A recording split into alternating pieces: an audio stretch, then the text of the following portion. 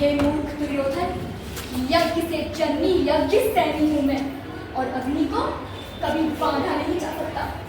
मुझे तुम दासी नहीं बना सकते, क्योंकि मुझे तुम स्वीकार्य नहीं, मान्य नहीं, मैं दासी नहीं हूं। महाराज, हस्तिनापुर की राज्यसभा में ये किस प्रकार का व्यवहार हो रहा है मेरे साथ? मैं कुरुवंश की कुलवधू हूँ, कुरु राष्ट्र की प्रतिष्ठा हूँ, हस्तिनापुर की लक्ष्मी बनकर मैंने इस राज्य में प्रवेश किया था। आज मुझे इस प्रकार यहाँ पशुओं की भांति लाया जा रहा है। क्यों महाराज, क्यों? रामा, आपकी कृति तो समग्र आर्यवर्त में है। आप तो स्वयं माता गंगा के पुत्र हैं। अपने सामने इस प्रकार का व्यवहार देखकर आप कौन किस प्रकार रह सकते हैं? गुरुद्रोण, आप तो यहाँ मेरे पिता के स्थान पर हैं।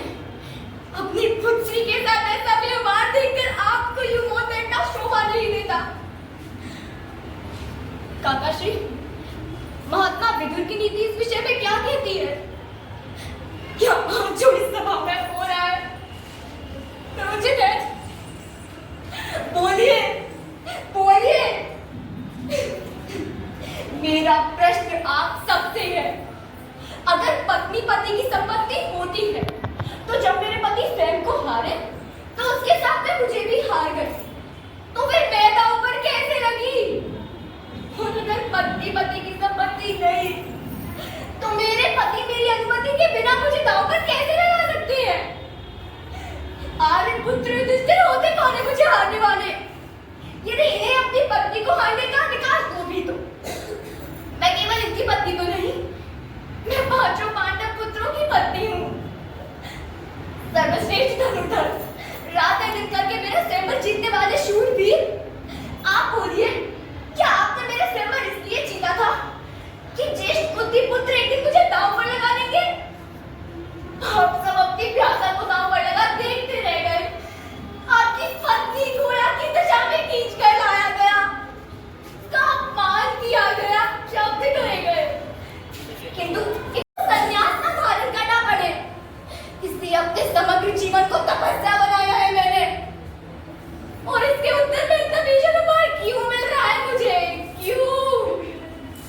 क्या आप भी मौन है इस सभा? क्या आप भी किसी को अपने धर्म पर संदेह नहीं? मेरा क्या दोष था जो मुझे इस प्रकार यहाँ लाया गया?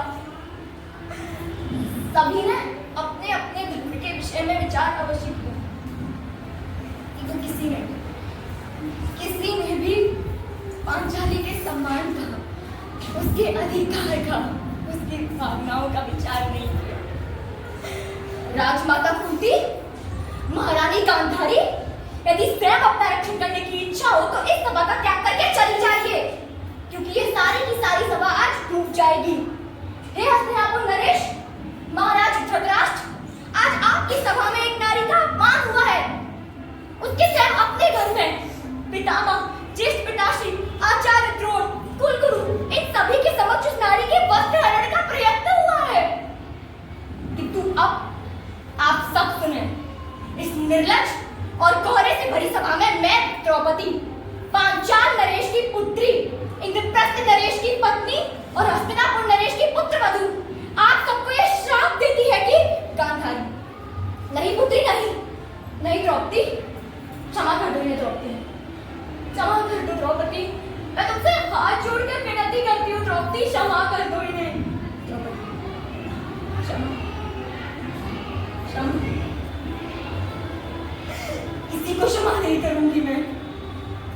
दुर्योधन, दुशासन, अंगराज, कर्ण और गांधारी